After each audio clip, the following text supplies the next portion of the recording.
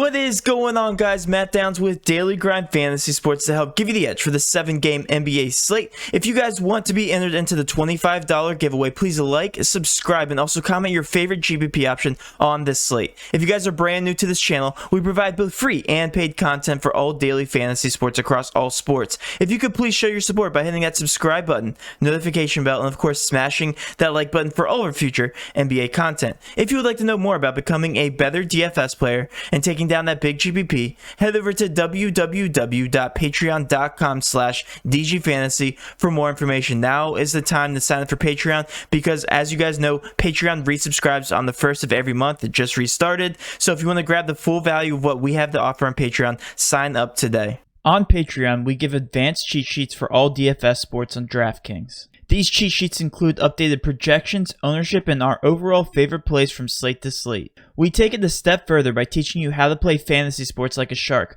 by showing you where the best leverage spots are to put you in the best spots to take down tourneys. Also included is our private Discord chat where you get to talk over the slate with everyone, including our coaches, to help build your lineups. Now let's go ahead and dive right into this NBA 7-game slate, but first you guys know I have to go over the Patreon success, not only on DraftKings, we also had some Prize Picks success. As you guys know, we are partners with Prize Picks, okay? If you guys sign up using the code DGF, you get a 100% match up to $100. If you guys look over, these were our premium Prize Picks last night. SGA has been just not doing so hot. We grabbed him at the $40 projection. He hit the under on that. Steven Adams had the over, barely hit, but we still hit on that. Garland had him on the under of 34. People were hammering the under.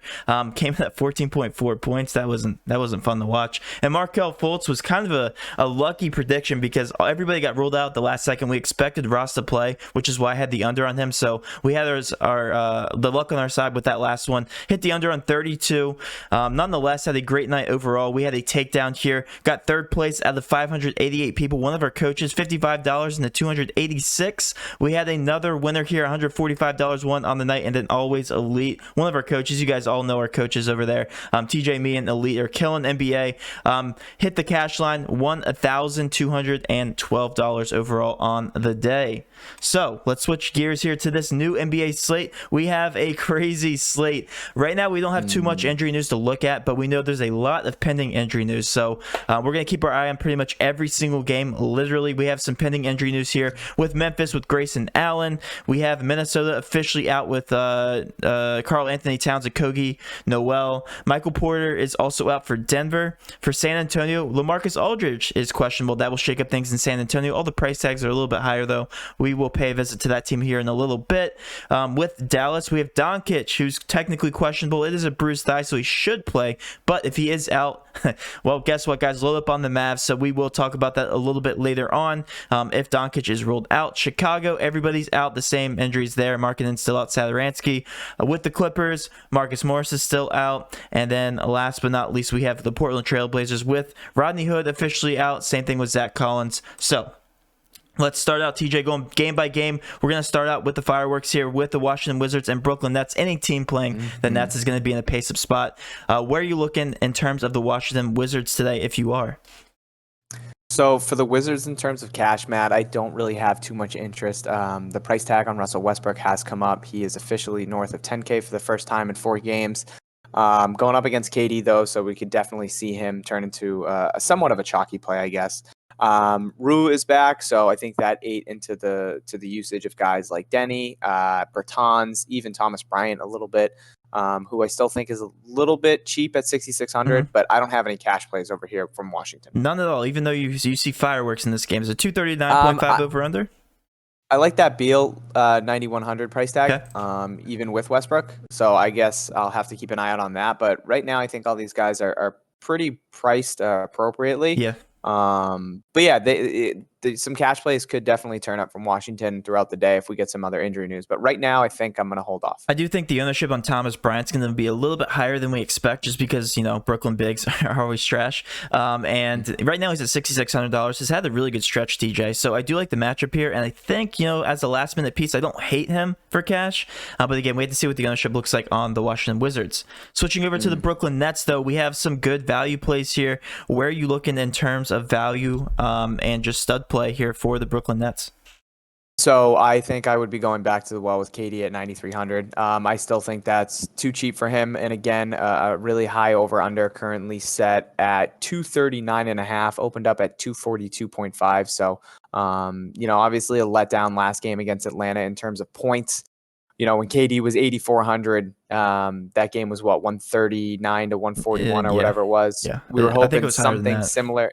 Yeah, something similar to that last game, and we didn't see it, unfortunately. Maybe some tired legs. But yeah, I really like KD at 9,300. I think he's going to be cash viable for me. Yeah. I don't hate the Kyrie price tag at 9K either. He just has not been shooting the ball well as of late. So should have easily paid off that price tag against Atlanta both games, but again, shot very poor from the field.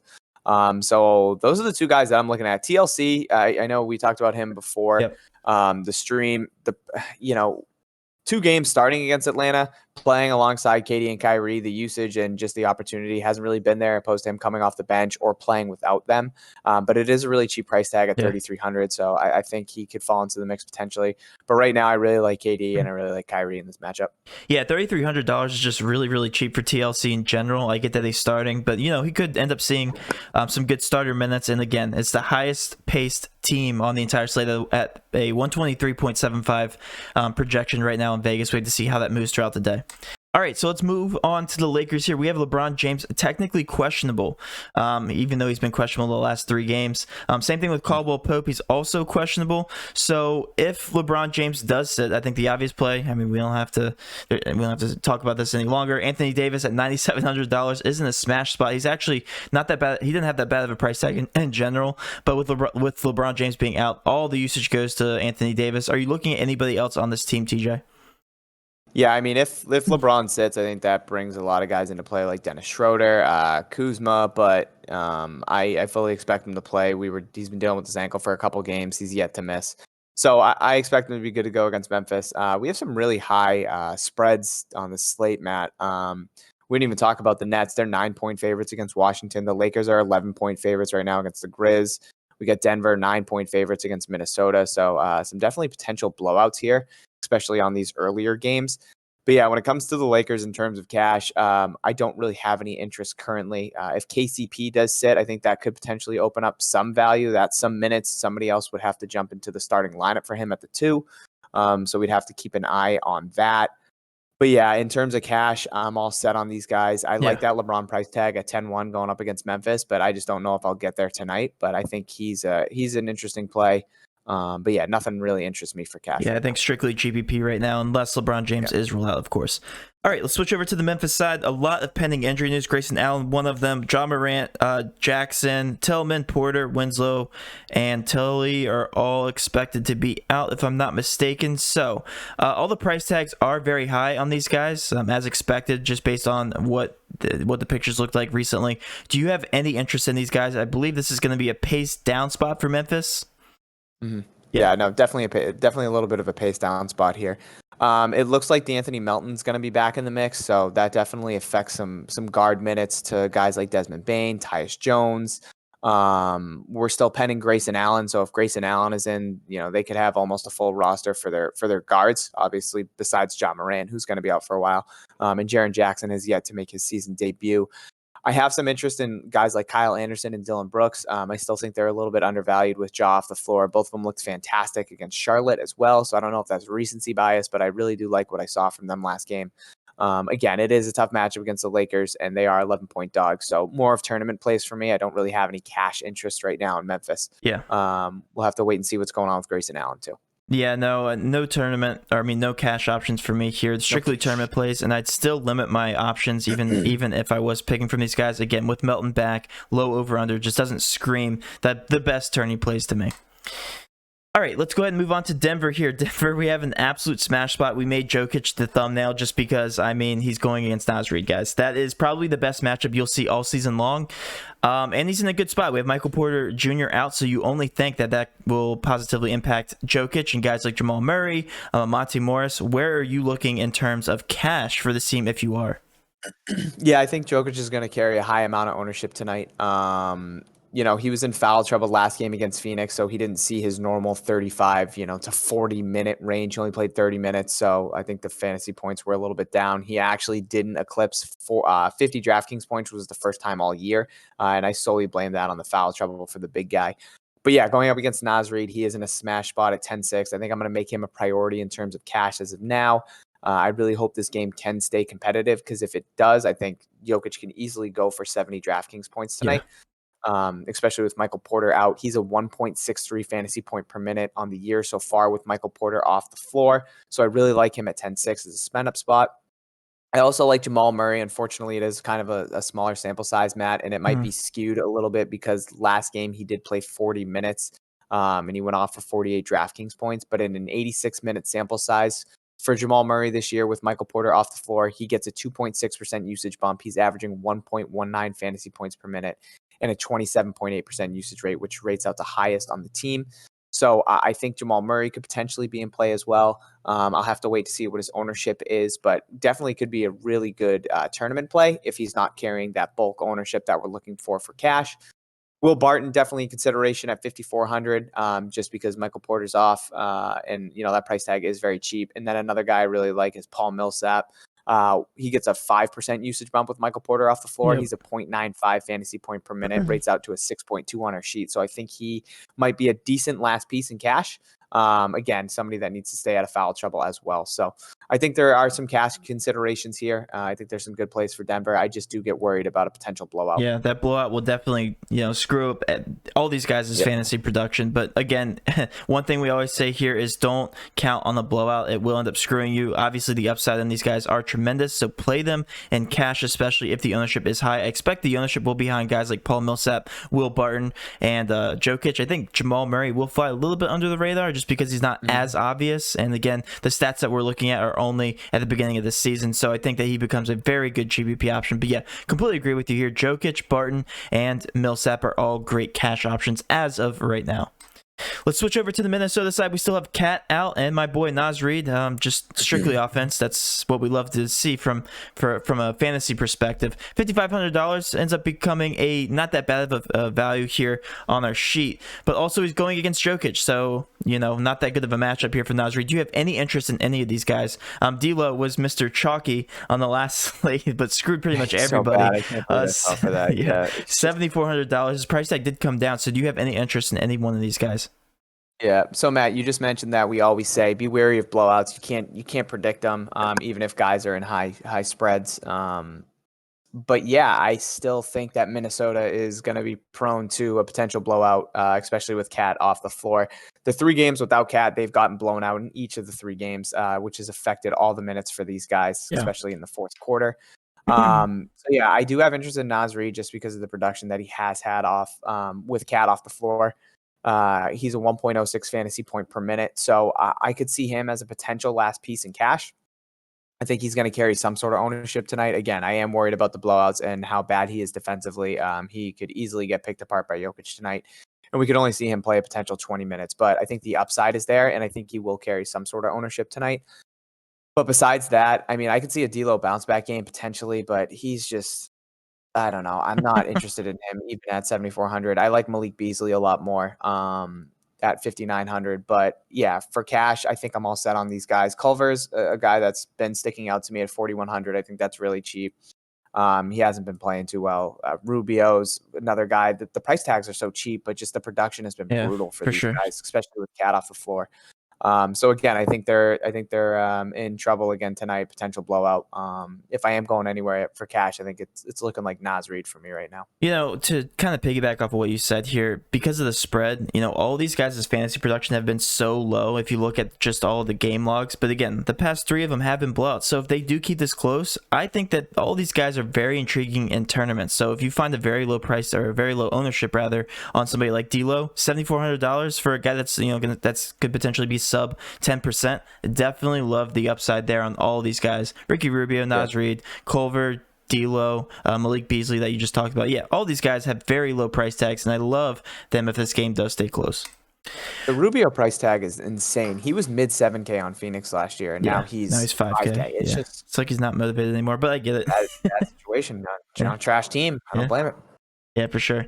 Let's switch over to the Utah San Antonio game. Right now, we don't have a over under, at least on Fantasy Cruncher. Do you see an over under on this game? I do. It's at 219.5 right now. 219. Okay, that's what I expected. Pretty low scoring. So, do you have any interest in anybody on the Jazz side of the ball? I do. I mean, I still don't understand what's happening with Gobert's price tag. So he opened up at 6,800 against Portland. He got the bump to 7,400 against Minnesota. He hit value on his next 3 games. Didn't get a price bump.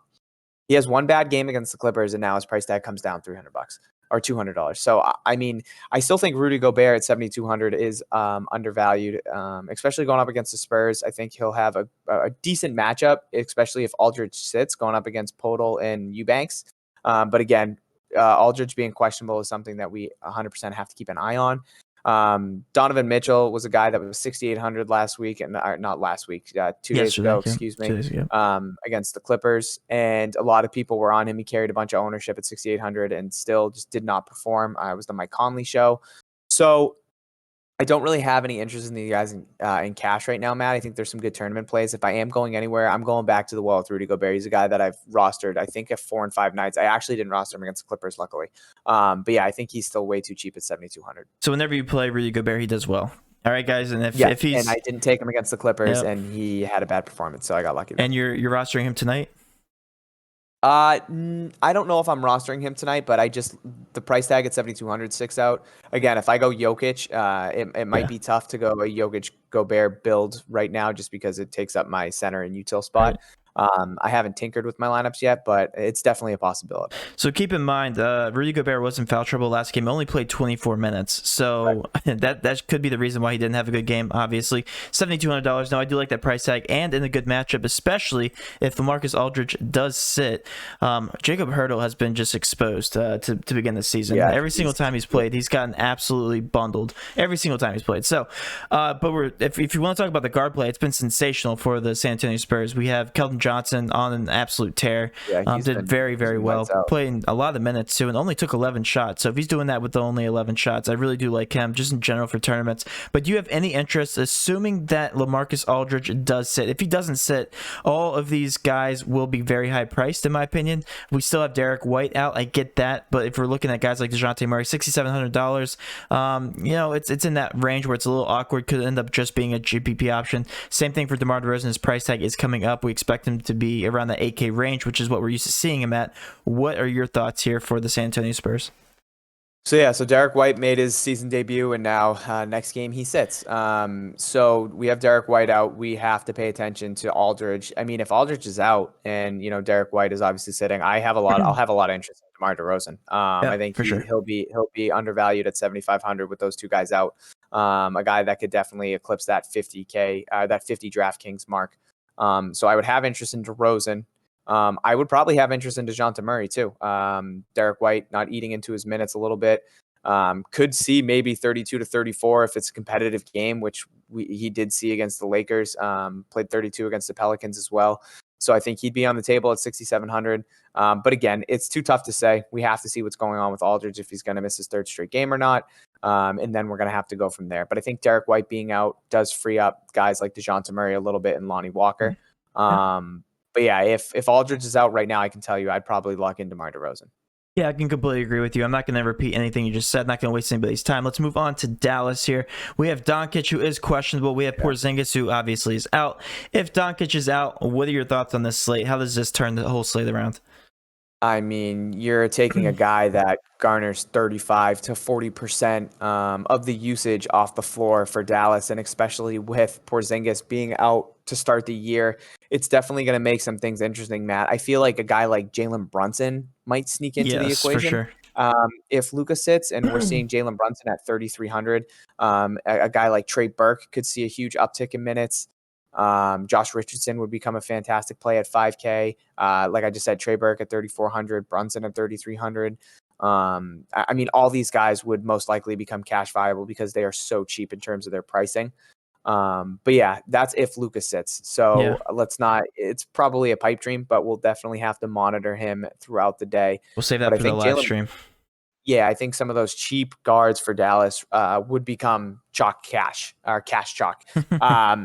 So yeah, I think that's what we would see if Luka does sit, and his 35 minutes would go to guys like Jalen Brunson, Trey Burke. Now, if Luka does play, I mean, look at his price tag. That's $10,000 for a guy that just dropped 58 points, and we know his upside. If this was last year, he would be 90% owned in GPPs. Okay, so Doncic with Porzingis out at $10,000 against Chicago, I think is a fantastic play. TJ, what are your thoughts on that? Yeah, Matt. Luka at 10K is very cheap against Chicago. This could be a huge smash spot for him if he is able to go. We'll obviously have to wait and see with the quad. But yeah, if he's in play, again, the only thing I get worried about is Chicago getting blown out, just like Minnesota. Yeah. They've had a lot of that happen to him this year. But yeah, Luka at 10K would definitely be a fantastic spend up spot if he's good to go. For what it's worth, Dallas has gotten off to a pretty bad start here, and it's only a 4-point spread. So, but again, this is the National Blowout Association, as I tweeted the other day. So every game is up for blowout potential here at this point in the season. So let's switch over to the Chicago picture.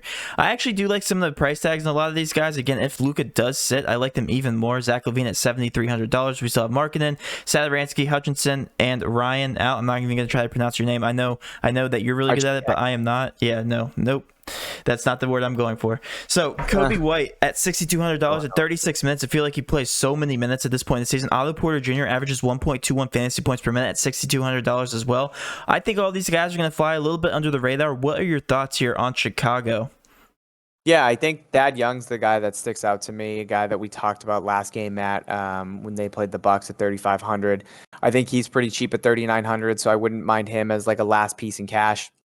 Otto Porter's been playing some good ball with Markkanen on the sidelines. I will not talk about that Milwaukee game because they got their doors blown off. But yeah, Zach LaVine at 7,300, I think he's pretty cheap as well. I think he would potentially be in play with all these guys off the floor. He's averaging 1.16 fantasy points per minute and a 29.6% usage rate. Rates out to a 5.66 on our sheet, which is pretty good for a guy at 7,300. So yeah, I think I'd have some interest in these guys in tournaments. But there could be some cash value here. Yeah, for sure. They're really good. Yeah, for what it's worth, the last time that they were blown out against Milwaukee, that's Zach LaVine's only game where he hasn't slammed value in his previous 3 games here. Each game that was close, he's smashed value. So if Zach LaVine plays in a competitive game, he can hit his price tag and hit it by a lot. So I love the tournament play, and this is expected to be a close game against Dallas. Definitely love Zach LaVine here, and honestly could consider him for cash if Doncic. Yeah, for sure. I think I agree with you. Even if Doncic plays. Right. Yeah, that 4-point spread is very intriguing here. Yeah, only a 4-point spread. I still just see the Bulls. I think they're gonna get blown out. But you just see the name and just automatically assume. Chicago, and I see Minnesota. I'm like, oh well, this is gonna be a 30-point blowout. Right. It's like seeing the Patriots. Right. All right. So let's switch over to the Clippers. Let's switch over to the Clippers here. With the Clippers, though, we still have Marcus Morris out. We talked about how Kawhi and Paul George rate on our sheet. Same thing with Serge Ibaka. Do you want to talk about that real quick? Yeah. So we think the minutes are a little skewed right now. We have Kawhi, Paul George playing 36 minutes, Ibaka playing 32. We made executive decisions to kind of trim those numbers back a little bit. So we pegged Kawhi at 33 minutes tonight, Paul George at 34, and Ibaka at 28. And Ibaka actually rates out pretty well on the sheet at 5,700 if you give him 28 minutes. He's a 1.2 fantasy point per minute to start the year and a 24% usage rate, which is actually 3rd highest on the team behind Kawhi and Paul George, respectively. So I like him in this matchup at 5,700. I think he could carry some ownership for sure. So he's somebody that I'm going to be keeping an eye on. Yeah, we'll have to wait and see what the ownership is looking like for Claw and Paul George. It's always low. Yeah, if it's going to be low, I think they're going to be fantastic tournament spots. Kawhi at 9,600 was one of my favorite ones against Utah, and he went off. He's just super consistent. You know, the mask man now with the with the mask that he's wearing because he took the elbow from Ibaka. So yeah, I think there's some value here. Batum is also somebody that's kind of interesting at 4,800 because he is cheap. I think he has some good opportunity. Lou Will at 4,600 is just a price tag that we are not used to seeing, but hasn't been that productive off the bench. Maybe missing his guy. Maybe missing his guy Montrez. You know, him and Trez with the pick and roll and just creating offense for each other last year for the Clippers was huge off the bench. I think they're missing him a little bit, but I think there is some interest here for me. And I think right now Ibaka would be the guy that I am looking at the most if I am looking at a cash play. Yeah, absolutely agree with you there. I think all these guys, just because it's coming from a later game, they'll be very, very low owned. And Kawhi Leonard always is a good GPP option, but Paul George has definitely stepped it up this season. So I'm definitely interested to see what this team looks like heading into playoffs. So that will be interesting. We know with the locker room fights that they had in playoffs, that was definitely not setting themselves up for success. But they look to be bouncing back here. Love what I'm seeing from the Clippers. Let's switch over from the Clippers to the Phoenix Suns here. Do you have any interest? We're finally seeing Booker's price tag come all the way down to $7,700. Is he worth it yet, TJ? He just hasn't shown me anything so far this year, Matt. He's a 0.96 fantasy point per minute, which is just not what we're used to seeing from a guy like Devin Booker, who was a 1.19 fantasy point per minute last year. And I think that's a little skewed because that is including this season stats. So probably about a 1.25 last year. So yeah, he's definitely had a down year so far alongside Chris Paul. But they are winning. So, I mean, something's working there. And maybe it means less from Devin Booker and just getting other guys involved offensively, like Bridges. The addition of Jay Crowder has been good for them. But, you know, they're sitting 5-1. They get the best record in the Western Conference right now. Yeah. So it's an interesting dynamic seeing them playing so well with Booker playing so poorly. But yeah, I don't have any interest in terms of cash for these guys. And I'm not saying that Booker's playing poorly. He's shooting the ball pretty well, especially as of late. He just hasn't been able to pay off the price tag. So yeah, I don't really have any interest in these guys in cash. Chris Paul's kind of interesting at 7K, I guess, if I had to take anybody. Jay Crowder's been playing pretty good at 4,900, and Bridges has actually been giving him really solid minutes at 5,800. But yeah, just nothing really tickles my fancy for cash. Yeah, all these price tags are very cheap. And one thing to note, TJ, is that Ayton finally played over 30 minutes for the first time this season, last game. And look what he did with it. So definitely one of my favorite GPP options. I assume he'll be playing over 30 minutes for the rest of the season. He is by far their best center on the team. I don't see why he's not playing the minutes. But again, a very good matchup for Ayton and probably one of my favorite options on the slate. Just like we were talking about with Zach LaVine, when given the minutes, he smashes his value. So at $7,100, definitely like that here for a GPP option from Ayton. Last but not least, let's talk about the Portland Trailblazers and Golden State Warriors. Definitely a late night hammer because it's a high over under. Do you have any interest from the Trailblazers side? I do as of now. Gary Trent is good. Okay, he's probable. I was kind of hoping he sat because he's been pretty good for them off the bench, but in terms of cash, probably not. I think the Covington price tag at 5K is a little bit intriguing. We just saw this matchup 2 days ago, and Portland blew out Golden State. I mean, Golden State's just been getting smoked day in and day out. So in terms of cash, Matt, I think I'm all set for these guys. Tournament plays for sure. But the Covington price tag is the one that does stick out to me at 5K. I think his minutes aren't really going to be too affected with Gary Trent being back. I think his minutes are solidified, should play around, 32 to 34. So upwards of that too, if the game is competitive. So yeah, I think he's the guy that sticks out to me the most. Nurkic at 6,400 actually is very cheap, but he's been playing pretty poor. He's been getting into foul trouble a lot, just kind of foul trouble against Golden State, against the Clippers too. So his minutes have been down, but if he can play, 30 to 32 minutes in a competitive game, this is a very good matchup for him against Golden State. So I'd be interested to see what his ownership is at. If it's low, he's going to be one of my favorite tournament plays, I feel like. Yeah, just straight up on Fantasy Cruncher, both Covington and Derrick Jones are showing some of the highest point per dollar values on the slate and a high over-under. So I do think they're going to be a little bit chalky, TJ. I really do. Just as some good, mid-range value options, and I don't hate them just based on what they did last game. Robert Covington, we finally saw what he's supposed to be doing. What's up? I was going to say I like Derrick Jones more with Gary Trent off the floor. That's true. But I don't think Covington's minutes get affected. Yeah, okay. I can agree with you there. And again, all of these price tags are coming down with maybe the exception of Damian Lillard at $9,800, so that makes him a GPP option.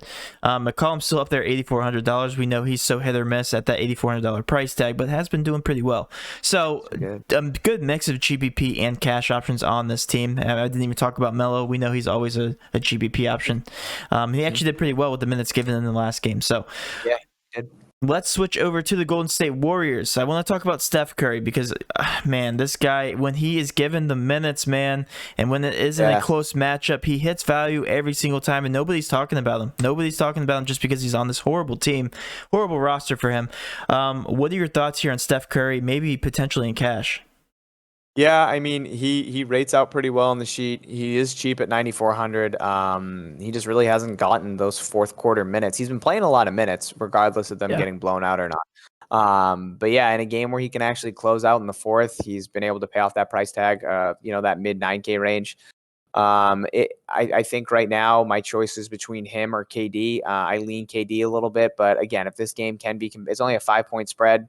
That's what we saw last game in Portland, blew their doors off. I just don't think the Golden State Warriors are clicking with Curry, Wiggins, and Oubre. But I don't think it's Steph's fault.